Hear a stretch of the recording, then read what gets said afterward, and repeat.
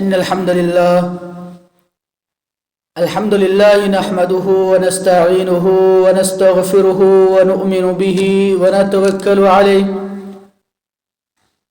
ونعوذ بالله من شرور أنفسنا ومن سيئات أعمالنا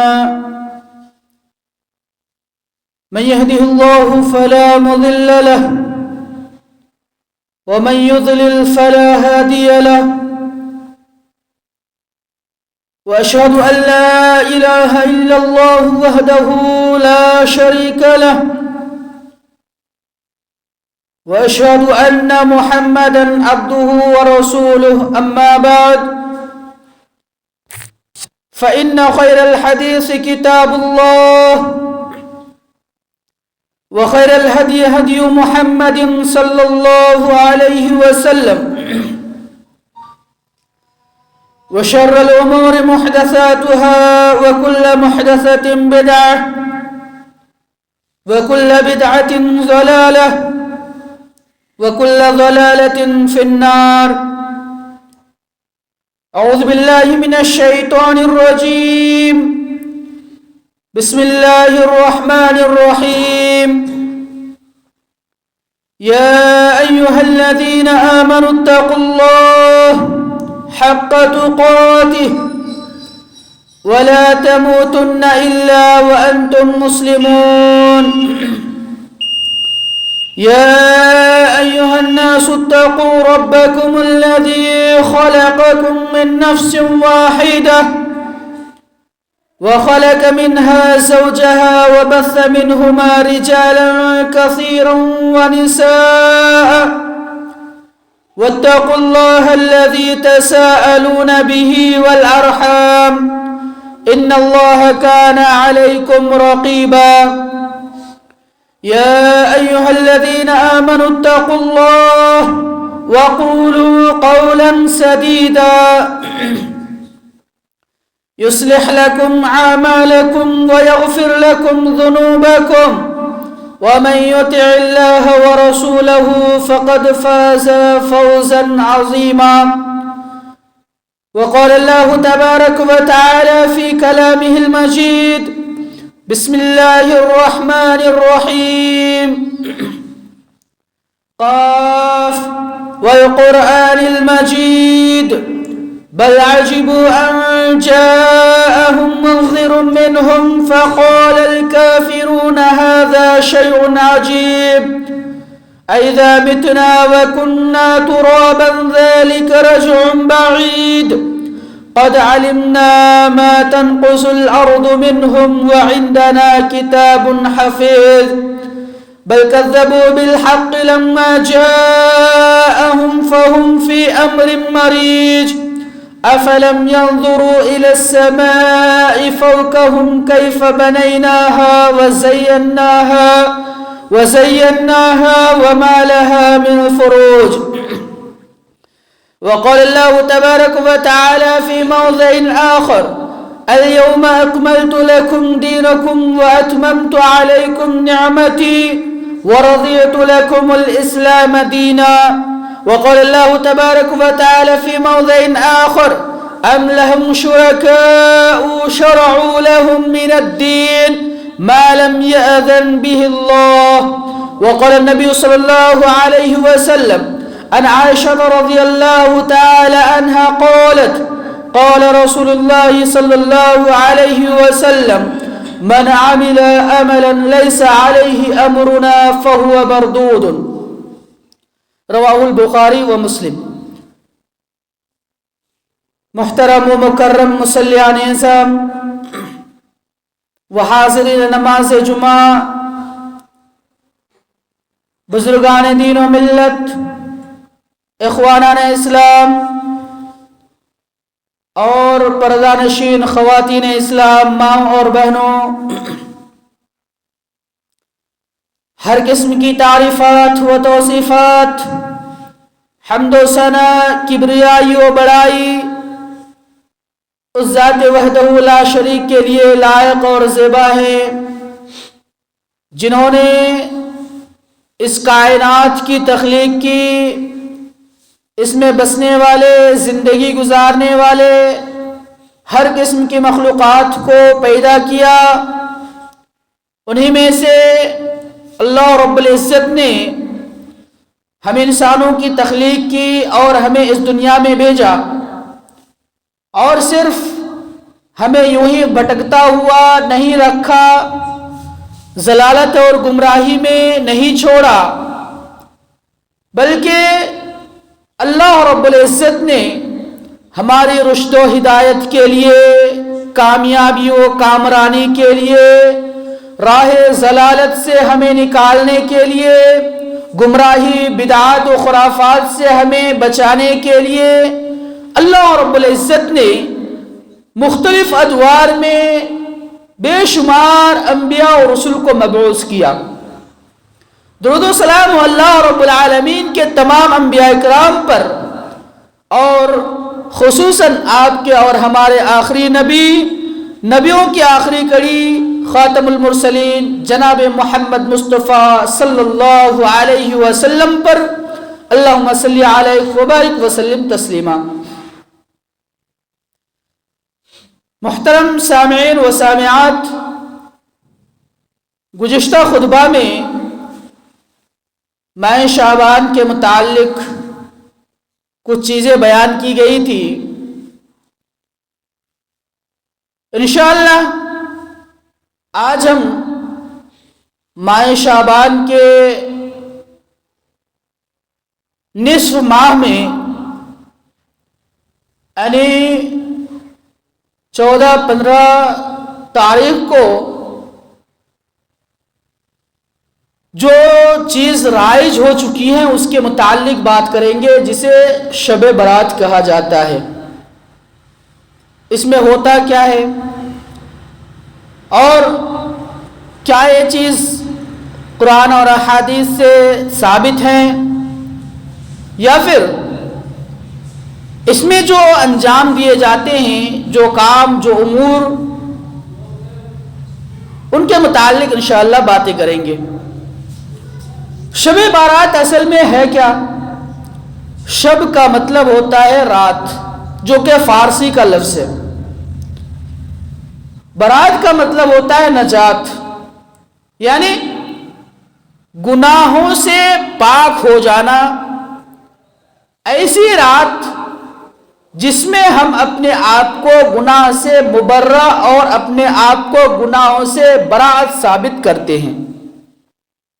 اس کے مختلف نام ہیں، جیسے کہ شب برات ایک، لیلۃ البراء کہا جاتا ہے، ایک لیلۃ النجات کہا جاتا ہے، یا پھر جو عام لفظوں میں ہوتا ہے وہ یہ کہ شعبان کی 15ویں تاریخ کو جس رات میں یکسوئی کے ساتھ عبادت کی جاتی ہے وہ رات۔ شریعت میں اس کی کیا حیثیت ہے؟ سب سے پہلے ہم اللہ کے رسول صلی اللہ علیہ وسلم کی احادیث اور ساتھ ہی ساتھ اللہ رب العالمین کے فرامین کو دیکھتے ہیں۔ خطبہ مسنونہ کے بعد میں نے ایک آیت تلاوت کی، اور قرآن کی سب سے آخری آیت، اللہ کے رسول صلی اللہ علیہ وسلم پر جو سب سے آخری وحی اور آخری آیت نازل ہوئی، وہ آیت میں نے تلاوت کی۔ اللہ رب العالمین نے کیا کہا؟ الیوم اکملت لکم دینکم واتممت علیکم نعمتی ورضیت لکم الاسلام دینا، کہ آج میں نے تمہارے لیے تمہارے دین کو مکمل کر دیا، تمہارے اوپر اپنی نعمتوں مکمل کر دی، ورضیت لکم الاسلام دینا، اور اسلام کے دین ہونے پر میں راضی ہو گیا۔ اللہ تبارک و تعالی نے جتنے امور نازل کرنا تھا، جتنی بھی چیزیں نازل کرنی تھی، شریعت میں جو کام رائج کرنا تھا، اللہ کے رسول صلی اللہ علیہ وسلم پر وہ ساری چیزیں واضح کر دی۔ آپ صلی اللہ علیہ وسلم کو وہ ساری چیزیں بتا دی۔ حضرت عائشہ رضی اللہ تعالی عنہ کی جو آیت حدیث تلاوت کی گئی ہے، اللہ کے رسول صلی اللہ علیہ وسلم نے اس میں کیا کہا کہ من عمل عملا، کوئی بھی انسان جو کہ کچھ عمل کرتا ہو، کوئی بھی کام کرتا ہو من عمل عملا لیس علیہ امرنا اور وہ میری فرامین کے مطابق نہ ہو میں نے جس طرح بتایا اس طریقے پر نہ ہو فہو رد یا فہو مردود وہ مردود ہے شریعت میں اس کی کوئی گنجائش نہیں ہے ایک چھوٹی سی مثال دے کر اپنی بات کو آگے بڑھاؤں گا حضرت عبداللہ بن مسعود رضی اللہ تعالی عنہ اور حضرت ابو موسیٰ اشعری رضی اللہ تعالی عنہ دونوں کو آپ بخوبی جانتے ہوں گے دونوں کوفہ میں تھے عبداللہ بن مسعود رضی اللہ تعالی عنہ کوفہ کے گورنر تھے حضرت ابو موسیٰ اشعری رضی اللہ تعالی عنہ وہاں پہنچے دیکھا کہ مسجد میں لوگ گٹھلیوں کے اوپر سبحان اللہ الحمدللہ اللہ اکبر پڑھتے ہیں کوفہ کے جامع مسجد میں لوگ گٹھلیوں کے اوپر پڑھ رہے ہیں حضرت ابو موسیٰ اشعری رضی اللہ تعالی عنہ نے عبداللہ بن مسعود رضی اللہ تعالی عنہ کو تلاش کیا ڈھونڈا وہاں پہنچا اور کہا اے عبداللہ یہ کیا ہو رہا ہے کوفہ میں یہ کیا ہو رہا ہے عبداللہ بن مسعود نے کہا کہ کیا ہوا بات کیا ہے کہا آپ میرے ساتھ چلیے چنانچہ ابو موسیٰ اشعری رضی اللہ تعالی عنہ حضرت عبداللہ بن مسعود رضی اللہ تعالی عنہ کو لے کر مسجد میں آئے اور دیکھا کہ لوگ سبحان اللہ الحمدللہ اللہ اکبر وغیرہ ذکر و اذکار کر رہے ہیں کہا کہ اس میں کون سی خرابی ہے ابو موسیٰ اشعری رضی اللہ تعالی عنہ نے کہا کہ یہ تو صحیح ہے کہ یہ لوگ ذکر و اذکار کر رہے ہیں تسبیح پڑھ رہے ہیں لیکن کیا یہ اللہ کے رسول کے طریقے پر کر رہے ہیں عبداللہ بن مسعود رضی اللہ تعالی عنہ نے دیکھا صحیح سے غور سے دیکھا تو ان کے ہاتھوں میں گٹھلیاں تھیں جیسے کہ آج بھی لوگ گٹھلیوں کے اوپر چنے کے اوپر سبحان اللہ الحمدللہ وغیرہ پڑھا کرتے ہیں کہا کہ یہ غلط ہے کہ اللہ کے رسول صلی اللہ علیہ وسلم نے گٹھلیوں کے اوپر سبحان اللہ الحمدللہ ذکر و اذکار کرنا رائج نہیں کیا تھا آپ صلی اللہ علیہ وسلم کے انتقال ہوئے آپ صلی اللہ علیہ وسلم کے انتقال کے کچھ ہی دن ہوئے ہیں اور بدعت شروع کر دیے ہیں اللہ کے رسول صلی اللہ علیہ وسلم سے جو چیزیں ثابت ہے اس میں اگر ملاوٹ کر رہے ہیں تو یہ بھی کیا ہے بدعت میں شمار ہوگا آج ہمارا حال کیا ہے شعبان کا مہینہ آتے ہی بہت ساری چیزیں ہم انجام دینا شروع کر دیتے شعبان کا مہینہ آتے ہی بہت ساری چیزیں خرافات میں شمار کرنا شروع کر دیتے بہت ساری چیزیں خرافات کو اپنا لیتے ہیں یہ ساری چیزیں نہ تو قرآن سے ثابت ہے نہ ہی احادیث سے ثابت ہے حضرت علی رضی اللہ تعالی عنہ کی وہ حدیث جس میں حضرت علی رضی اللہ تعالی عنہ نے حضرت علی رضی اللہ تعالی عنہ کے متعلق بیان کیا جاتا ہے کہ حضرت علی رضی اللہ تعالی عنہ نے حکم دیا کہ شب بارات یعنی 15ویں تاریخ کو رات کے وقت نماز پڑھو کتنے 100 رکعت نماز پڑھو اور ساتھ میں سورہ فاتحہ کے بعد ہر ایک رکعت میں 10 مرتبہ سورہ اخلاص پڑھو ہر طرح کی ضروریاتیں پوری ہو جائے گی محدثین اکرام کہتے ہیں علماء بیان کرتے ہیں کہ حدیث ضعیف ہے من گھڑت ہے خود ساختہ ہے اس کی کوئی دلیل ہی نہیں ہے شریعت اسلامیہ میں کوئی بھی چیز کوئی بھی رات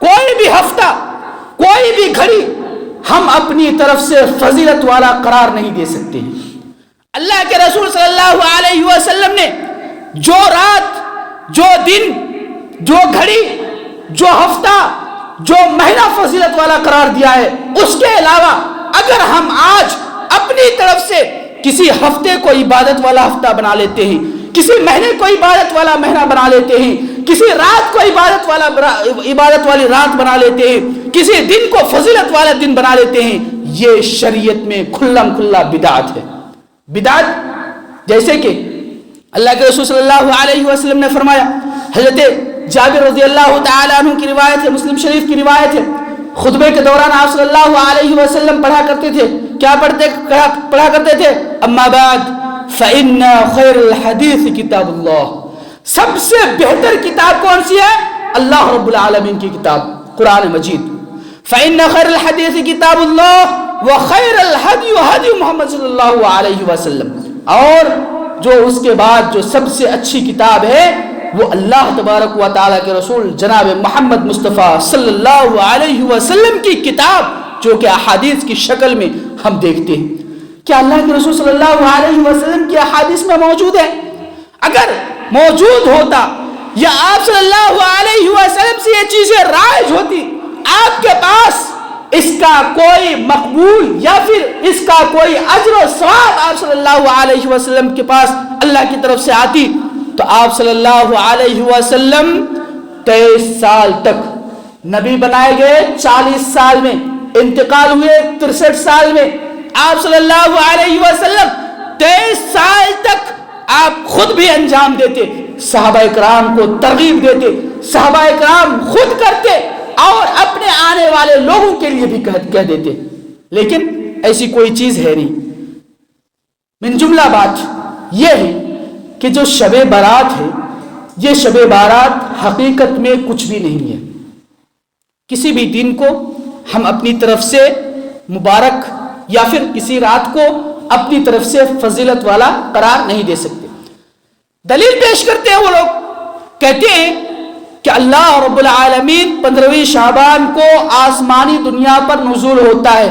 آپ وہ حدیث اٹھا کر دیکھیے جس میں اللہ کے رسول صلی اللہ علیہ وسلم نے کہا کہ ہر رات اللہ تبارک و تعالی آسمانی دنیا پر نزول ہوتا ہے، لوگوں سے اعلان کرتا ہے اور کہتا ہے کوئی مانگنے والا جس کی مانگ کو پورا کروں، ہے کوئی سائل جس کی سوال کو پورا کروں میں، ہے کوئی مصیبت زدہ جس کی مصیبت کو پورا مصیبت زدہ جس کی مصیبتوں کا حل عطا کروں۔ اس وقت تو ہم سوئے رہتے، لیکن دیکھنے میں اچھا لگتا ہے ہم عبادت ہی تو کر رہے ہیں۔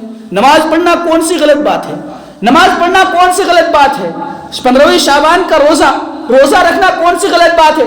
روزہ رکھنا غلط بات نہیں ہے، نماز پڑھنا غلط بات نہیں ہے، لیکن دن متعین کر کے اسی دن نماز پڑھیں گے، اسی دن روزہ رکھیں گے، باقی دنوں میں ہم آواری کی طرح پھرتے رہیں گے، ایسا نہیں۔ مومنوں پر فرض کیا ہے؟ 5 وقت کی نماز فرض ہے۔ اللہ کے رسول صلی اللہ علیہ وسلم نے کیا فرض کیا ہے؟ 5 وقت کی نماز فرض کیا ہے۔ 5 وقت کی نماز تو ہم پڑھتے نہیں ہے، جمعات کیا حاضری دینے آتے ہیں، بعد میں شب بارات آئی، شب معراج، شب ناجات، یہ ساری چیزیں ہم کیا کرتے ہیں؟ بڑے اچھے انداز میں کرتے ہیں، بدعت حسنہ کہتے ہیں، اچھے انداز میں کیا جاتا ہے، بدعات کو فروغ دیا جاتا ہے۔ یہ کہاں کی دلیل ہے؟ یہ کہاں کی عقل مندی ہے؟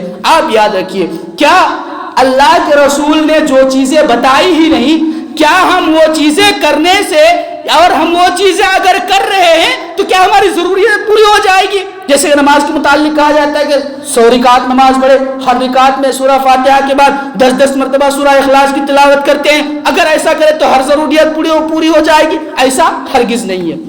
کیوں نہیں ہے؟ اللہ رب العالمین نے کیا کہا؟ وَاسْتَعِينُوا بِالصَّبْرِ وَالصَّلَاةِ، تم کیا کرو؟ نماز کے ذریعے سے اور صبر کے ذریعے سے اللہ رب العالمین کی مدد طلب کرو، تمہاری ضروریتیں پوری ہوں گی۔ لیکن جو شریعت کے خلاف ہیں آپ ان کو کر کے آپ اللہ تبارک و تعالی سے مدد نہیں مانگ سکتے، اللہ رب العالمین آپ کی ضروریت کو پوری نہیں کرے گا۔ اللہ رب العالمین ڈھیل دے رہا ہے، ڈھیل دیتا ہوا اگر کوئی انسان شرکسی پر ادھر آتا ہے، شریعت کے حدود کو پامال کرتا ہے، اللہ رب العالمین ڈھیل دیتا ہے اسے، پھر اس طرح ان کو جکڑتا ہے کہ انہیں سنبھالنے کا موقع ہی نہیں ملتا ہے۔ یہ ساری چیزیں شب بارات کے متعلق تھی۔ اب شب بارات میں ہوتا کیا ہے؟ شب بارات میں پہلی چیز یہ ہوتی ہے کہ اس شام کو اچھا اور عمدہ کھانا پکایا جاتا ہے، حلوہ یا پھر شیرینی وغیرہ، خود بھی کھاتے دوسرے کو تقسیم کرتے ہیں۔ کیوں؟ اس سے ثواب سمجھ کر کرتے ہیں۔ کیا اللہ کے رسول صلی اللہ علیہ وسلم نے صرف اور صرف وہی رات یا پھر اسی شام کو کہا؟ ایسا ہرگز نہیں ہے۔ اللہ کے رسول کی وہ حدیث اٹھا کر دیکھیے جس میں اللہ کے رسول صلی اللہ علیہ وسلم نے خصوصی طور پر عورتوں کے متعلق کہا کہ صدقہ و خیرات کیا کرو۔ آپ وہ حدیث اٹھا کر دیکھیے جس میں اللہ کے رسول صلی اللہ علیہ وسلم نے فرمایا جب تم میں سے کوئی گھر میں کھانا پکائے تو اس سبزی میں شوربا کے لیے پانی زیادہ کر دے اور اپنے پڑوسی کو ہدیہ کرے۔ اللہ کے رسول صلی اللہ علیہ وسلم کی ڈھیروں حدیث ہے، ان حدیث پر عمل کر کے تو دیکھیے۔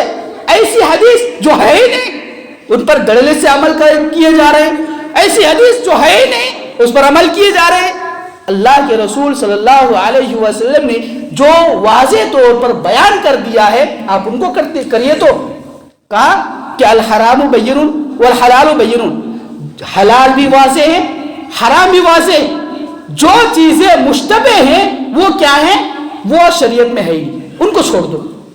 یا پھر جو مختلف چیزیں ہیں اور مختلف فی مسائل ہیں ان پر جھگڑنے سے اچھا ہے ان کو کتاب اور سنت کی روشنی میں دیکھیں.